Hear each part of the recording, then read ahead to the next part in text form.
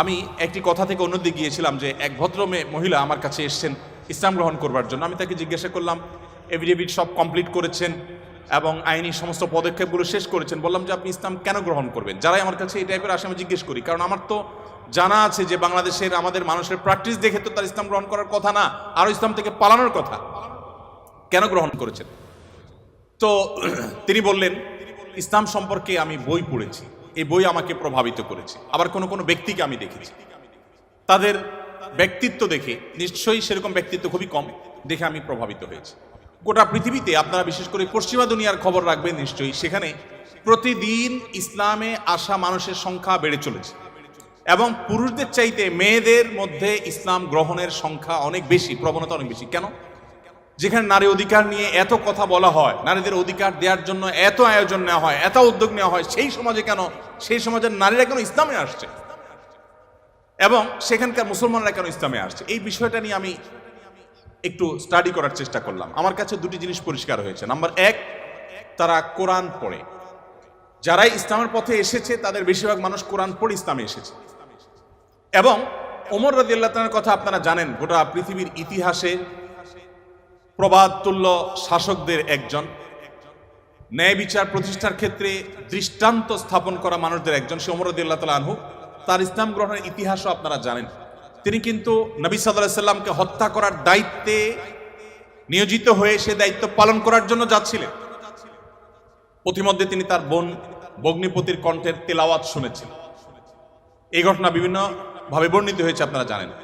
সেই তেলাওয়াত তাকে এতটা প্রভাবিত করেছে যে তিনি হত্যার পরিবর্তে বরং মুহাম্মদ সাল্লাল্লাহু আলাইহি সাল্লামের কাছে হাত দিয়ে তার হাতে ইসলাম গ্রহণ করেছেন। তার মানে কোরআন সামান্য একটু শোনার পর তার ভিতরে এরকম প্রভাব পড়েছে।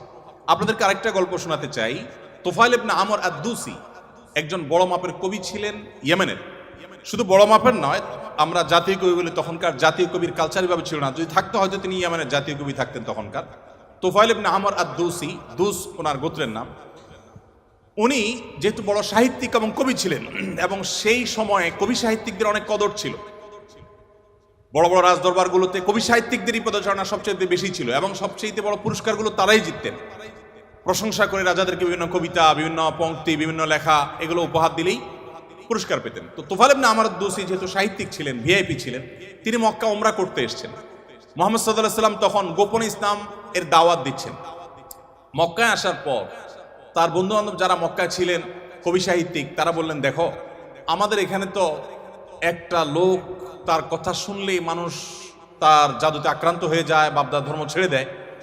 তো তোমার ব্যাপারে আমরা আশঙ্কা করছি যে তুমি এরকম অবস্থার মধ্যে পড়তে পারো। তাহলে একটা বুদ্ধি হলো, তুমি কানের মধ্যে তুলো দিয়ে রাখো, দোনো কানের ফুটো এমনভাবে বন্ধ করে দাও যে তুমি ওমরা যখন করবা, তওয়াফ করবা, সাই করবা, এই টাইমে যাতে ওই ভদ্রলোকের কোনো কথা তোমার কানে না আসে, অ্যাটলিস্ট এই সময়টা তুমি এভাবে একটু পার করো। তিনি তাদের পরামর্শ অনুযায়ী দোনো কান বন্ধ করে ফেললেন এবং তিনি ওইভাবে কিন্তু ওমরার কাজ শেষ করলেন।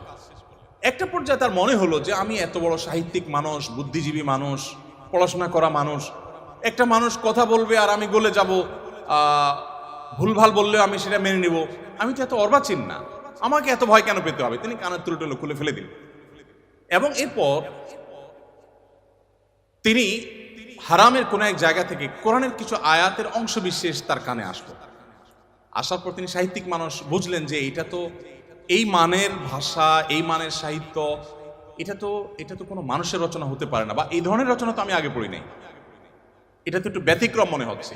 তিনি তখন মুহাম্মদ সাল্লাল্লাহু আলাইহি সাল্লামকে অনুসরণ করতে শুরু করলেন। পেয়ে গেলেন আলী রাদিয়াল্লাহু তাআলাকে, সম্ভবত আলীরই তেলাওয়াত শুনেছেন। তখন আলী রাদিয়াল্লাহু তাআলাকে বললেন, দেখো আমাকে তার কাছে নিয়ে যাও, মুশকিল হলো আমার বন্ধু বান্ধবরা দেখলে তো আমার জাত যাবে, বা তারা আমাকে এমন আছে টর্চারও করতে পারে, তাহলে এক কাজ করো, নিয়ে চলো। আলী সামনে সামনে যাচ্ছেন, উনি পিছিয়ে পিছিয়ে যাচ্ছেন।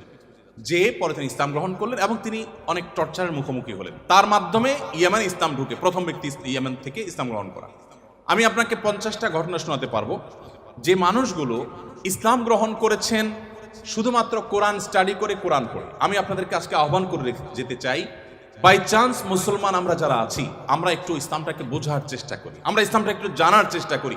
আমরা অনেকে মনে করি কোরআন হাদিস এগুলো হুজুরদের সাবজেক্ট, এগুলো শুধু ওনারা পড়বেন, আমরা শুধুমাত্র হুজুরদের মুখের দিকে তাকিয়ে থাকবো আর শুনবো।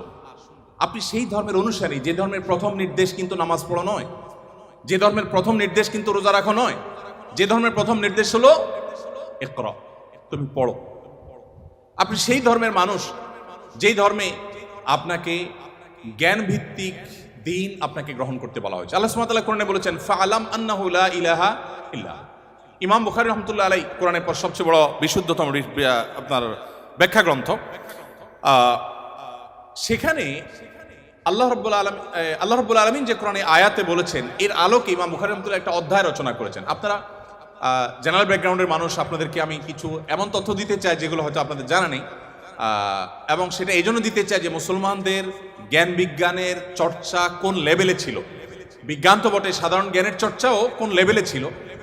ইমাম বুখারী রাহমাতুল্লাহর যে বুখারী শরীফের কথা আপনারা শুনেন, এই বুখারী শরীফ এটার যে শুধু ইয়েগুলো আছে, টাইটেলগুলো আছে, অধ্যায় এবং পরিচ্ছদের যে শিরোনামগুলো আছে, শুধু এই শিরোনামগুলোর ব্যাখ্যায় ভারতবর্ষের লেখক আছে, সারা ওয়ার্ল্ডের অন্যান্যগুলো বাদই দিলাম।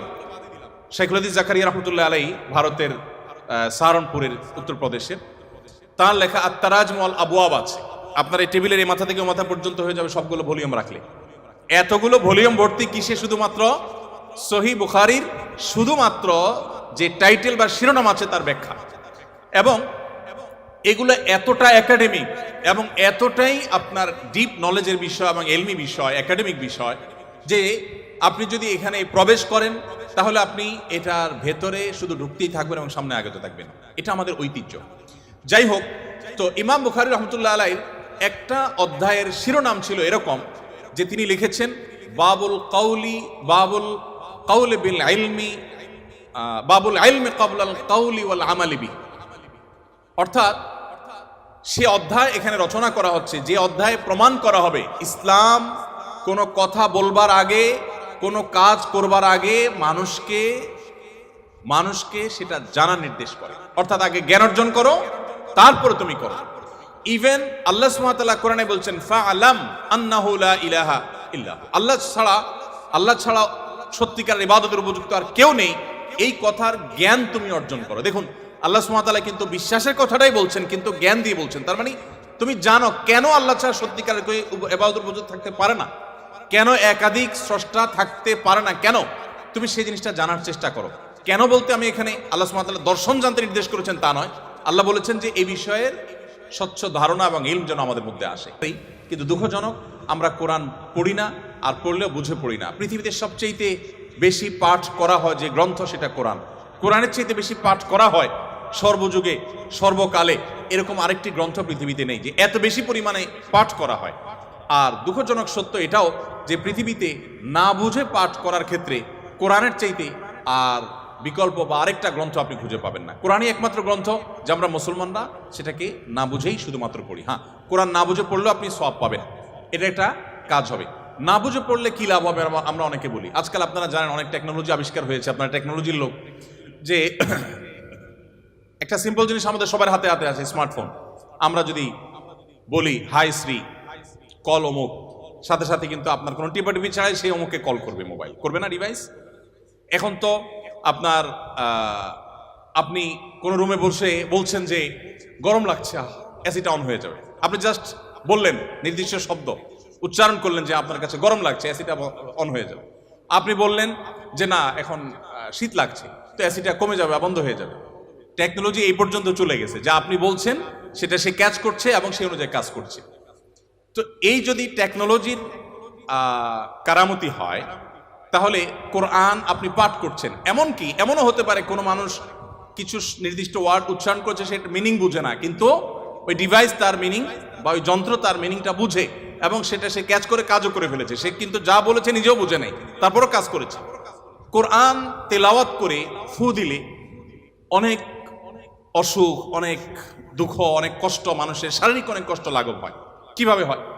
আপনি যদি এটা নিয়ে বৈজ্ঞানিক গবেষণায় নামেন তো আপনি কোনো সূত্র হয়তো খুঁজে পাবেন না, কিন্তু আপনাকে আমি যে পয়েন্টটা বললাম এই পয়েন্ট থেকে যদি আপনি আগান আপনি দেখবেন যে এরকম বহু লজিক আপনার সামনে হাজির হয়ে গেছে। যাই হোক, তো আমি যেটা বলছিলাম যে কোরআন আপনি না বুঝে পড়লে সওয়াব পাবেন, কিন্তু এই জন্য কোরআন আসেনি।